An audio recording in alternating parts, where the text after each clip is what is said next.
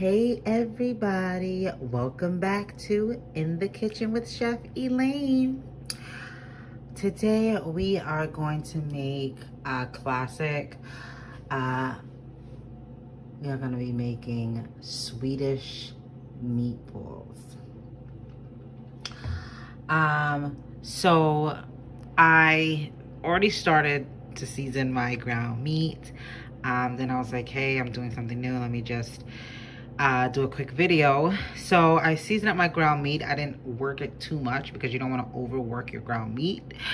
But I seasoned it with Adobe Allspice, Adobe All Purpose seasoning, ground allspice, ground cumin, paprika, and ground black pepper.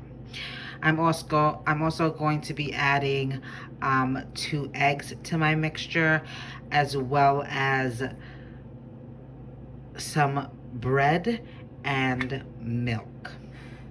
Now the key for the bread, the reason why I'm incorporating bread into my ground beef for my meatballs, and you can do this for meatloaf as well, is because it's gonna give it that nice soft texture. It's not gonna be hard. The texture is nice, soft. The moisture is still gonna be there, especially because you have to soak your bread in milk.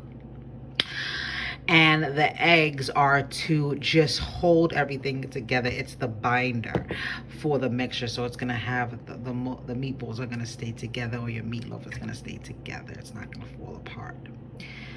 Okay, so the key to having soft, moist meatballs or meatloaf is bread and milk.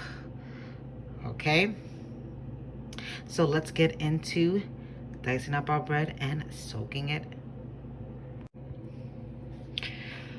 Okay, so I have all my ingredients into a bowl, so I'm just gonna mix it until it's combined well. Now, if you have breadcrumbs, you can use it, but remember that breadcrumbs are just dry. Breadcrumbs is just dried up bread. So in order to activate it, you want to include milk, and you want to include that binder, the eggs. But just to, for surety reasons, I like to use regular bread. So I'm going to use 2 hands so that I can mix my ingredients and incorporate them very well without overworking my meat. So I have some of my mixture already rolled out. I added minced garlic and onion to my ground beef, purely ground beef, no ground pork. And I started to roll. Once I noticed that my meatballs was becoming mushy, it was connecting to my hand, that's when I knew that my hand was conducting a lot of heat and I needed to stop that process. So I put the remaining of my ground meat mixture into the fridge so that it can become cool again, so I can work with it, roll it out into meatballs further, then let that cool down again before I get to cooling. Right, ground meat is very, very tricky to work with when you're doing meatballs. You don't want to overwork it, and you don't want to have that heat from your hand work it even further. Once your mixture is complete, it's always a good thing to try out a test meatball, just to see that it's holding its shape. Also to, get the flavor notes. Make sure, it's well balanced. Nothing is overpowering, especially the salt. So always have a test your product before cooking the rest. So once you have allowed your meatballs to cool down, you can approach this process 2 ways. One, you can pan sear your meatballs and then go ahead and start your Swedish sauce, or you can pop your meatballs in the oven. What I'm gonna do, I'm gonna pop these bad boys into the oven, 300 degrees, for 15 to 20 minutes.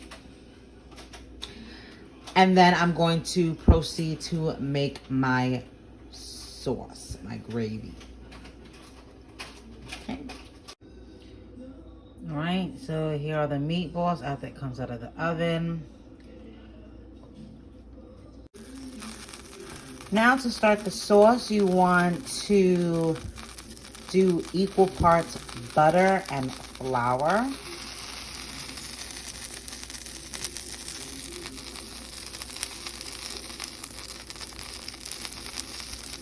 To make your roux. Now you want to add in beef stock, heavy cream,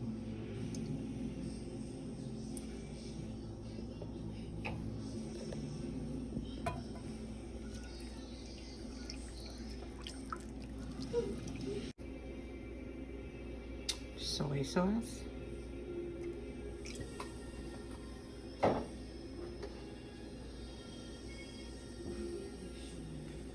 Worcestershire sauce,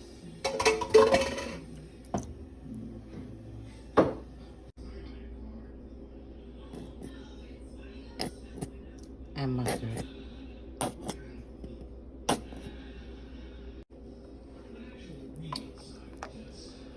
And there you have your sauce. Nice and thick. Still sauce.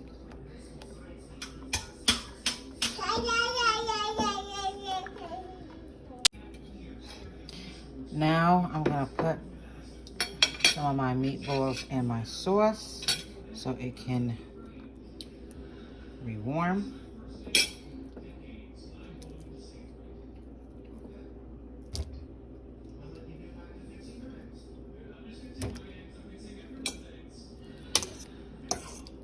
Hold it with this lovely, lovely sauce.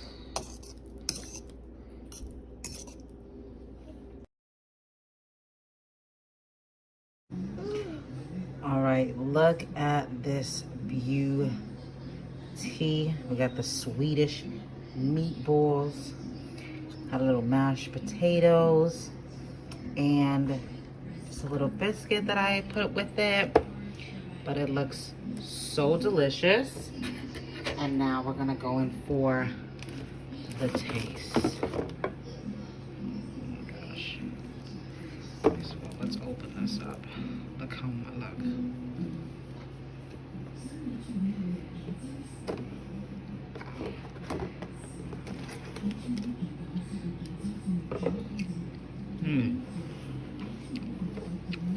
Moist, soft, delicate, not chewing for a very long time. And that's due to that bread and milk that we added into our ground meat.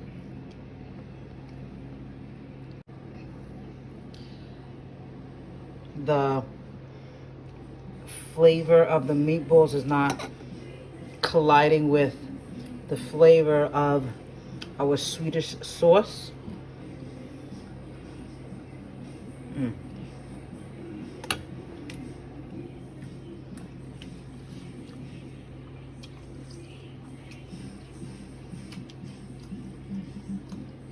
Making the mixture for the meatball is super easy.